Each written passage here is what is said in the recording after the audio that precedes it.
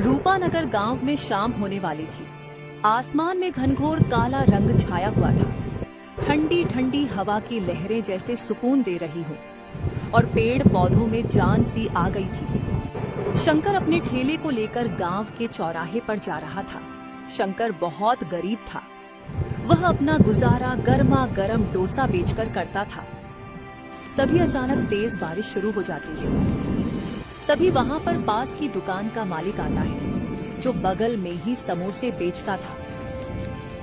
शंकर को अपनी दुकान के सामने ठेला लगाते देख उसे यह बात पच नहीं रही थी। अरे शंकर, तू यहाँ बारिश में क्या कर रहा है?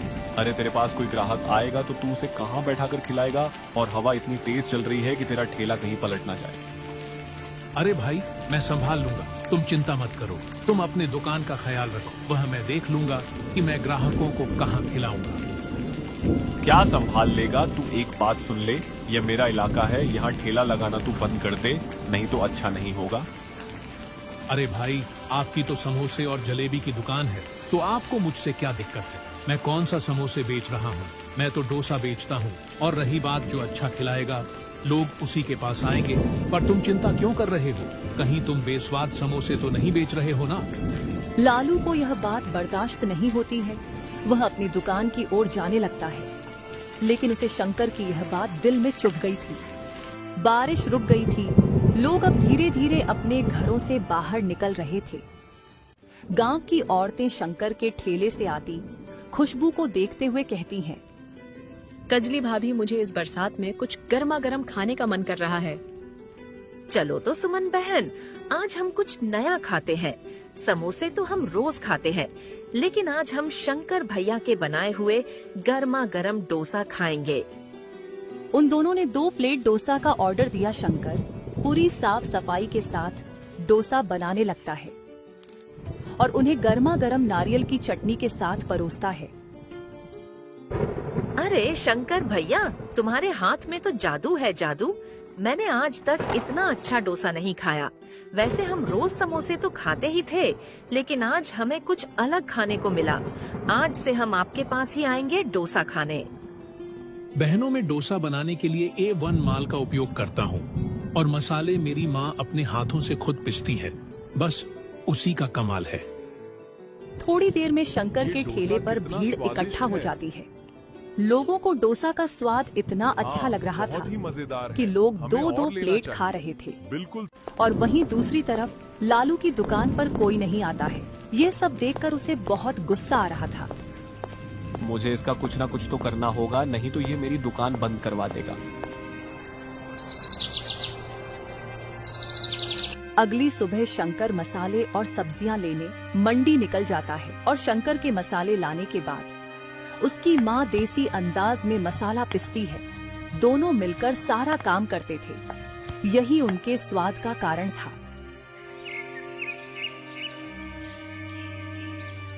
शाम को लालू ने अपनी दुकान पर एक प्लेट समोसा 20 रुपए से 10 रुपए कर दिया, यानी आधा दाम। यह देख शंकर सोचता है, अरे ये कहीं पागल तो नहीं हो गया है ना?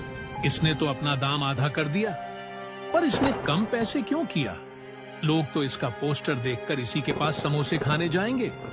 लगता है आज अच्छी ग्राहकी नहीं होगी। इस शंकर की खैर नहीं, चाहे मेरा कितना भी घटा क्यों ना हो जाए, मैं इस शंकर को यहाँ टिकने नहीं दूंगा। ठंडी ठंडी हवा चल रही थी।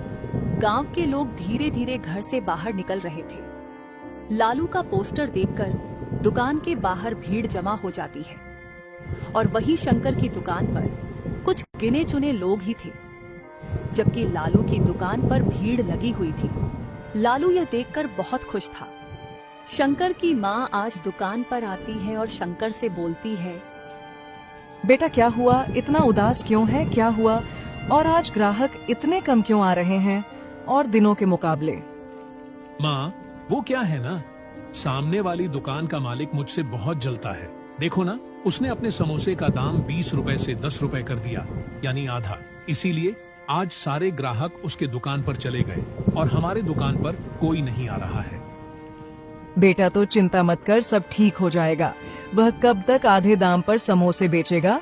तू तो वही खिला जो लोग खाते आ रहे हैं। तू स्वाद में कमी मत करना।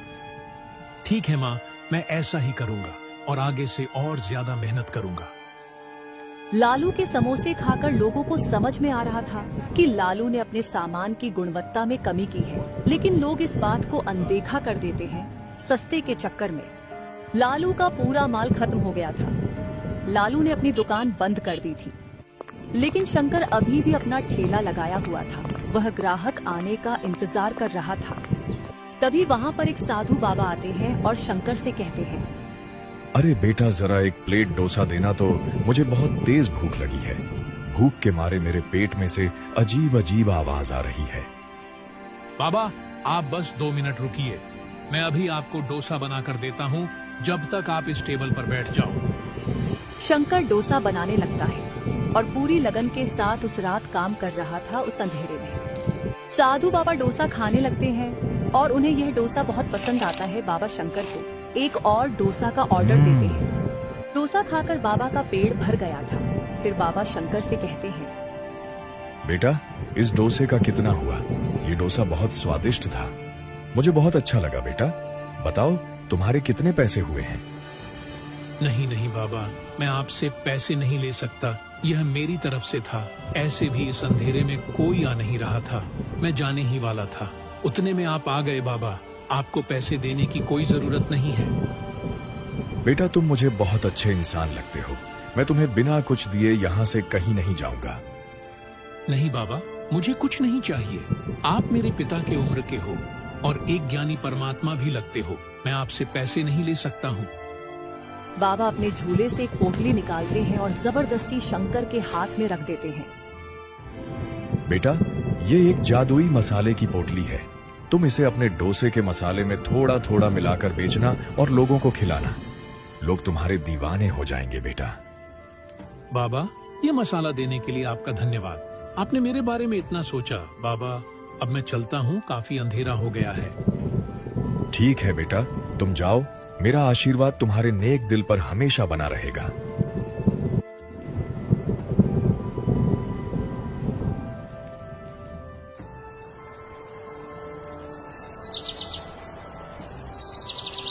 अगले दिन शंकर डोसा बनाने की तैयारी कर रहा था और डोसे के मसाले में वह जादुई मसाला डाल देता है जो उसे उन बाबा ने दिया था।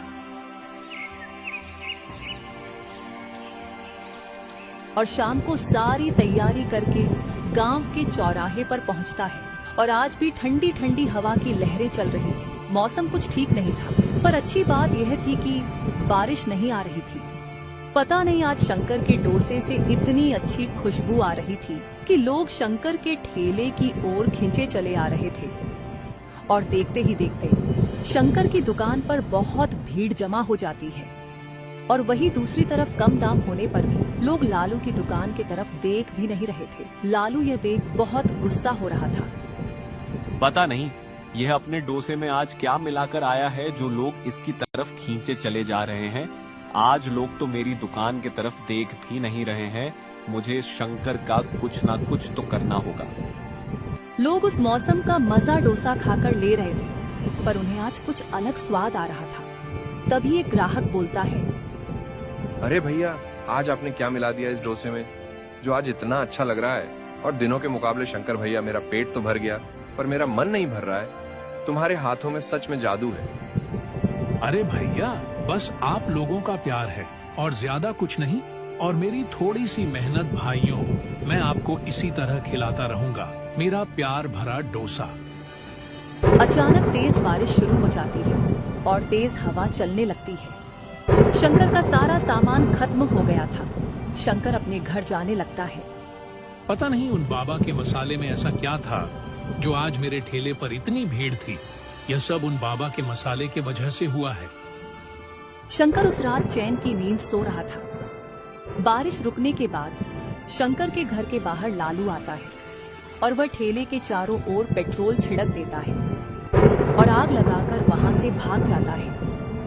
थोड़ी ही देर में ठेला पूरी तरह से जलकर राख हो जाता है। सब तहस नहस हो गया था। शंकर और उसकी माँ बाहर पहुँचते हैं तो वो यह सब देखकर बहुत परेशान हो जाते हैं।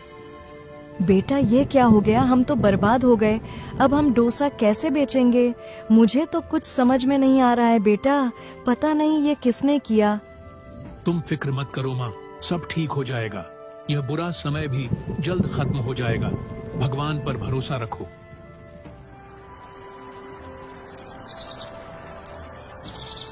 शंकर ठेले के बारे में सोच रहा था। उसे कुछ समझ में नहीं आ रहा था। वह अंदर से टूट गया था। शाम को डोसा खाने के लिए लोग चौराहे पर आ रहे थे।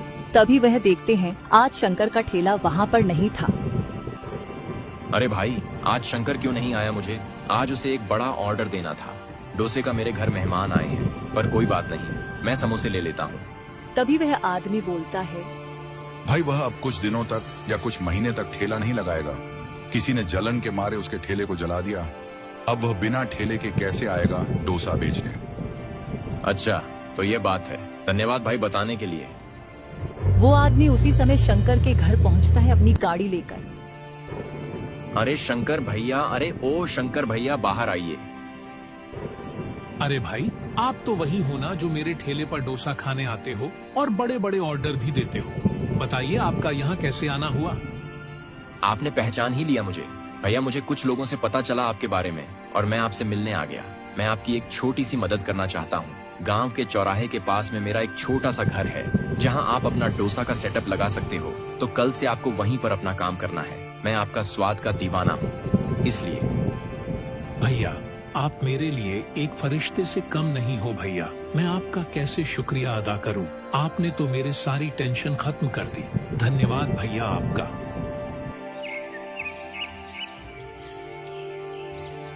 शंकर अगले दिन उसी दुकान पर डोसा बेचने लगता है। लोग शंकर को उस दुकान पर देखकर बहुत खुश थे। शंकर ने अपने स्वाद से लोगों का फिर से दिल जीत लिया था और फिर अपने मेहनत को लगन के बदौलत आगे बढ़ रहा था। लालू को यह देखकर एक सीख मिलती है। मैं शंकर को नीचे गिराने के लिए बहुत कुछ किया, लेकिन वह शंकर अपनी मेहनत और स्वाद के दम पर खड़ा रहा और मैं उससे चलता रहा। मुझे खुद पर ध्यान देने की जरूरत थी, पर मैं शंकर को नीचे गिराने में रहता था। मुझे अब समझ में आ गया है मुझे क्या करना है। लालू शंकर के पास पहुंचता है और सर नीचे करके बोलता है, शंकर भाई, मैंने ही जलन में आकर आपका ठेला जलाया था। मुझसे बहुत बड़ी गलती हो गई, मुझे माफ कर दो। लालू भाई, मुझे पता है कि यह सब तुमने किया था, लेकिन मैं अपनी मेहनत पर भरोसा रखता था और लोगों के प्यार पर तुमने अपनी गलती मानी। यही मेरे लिए बहुत है।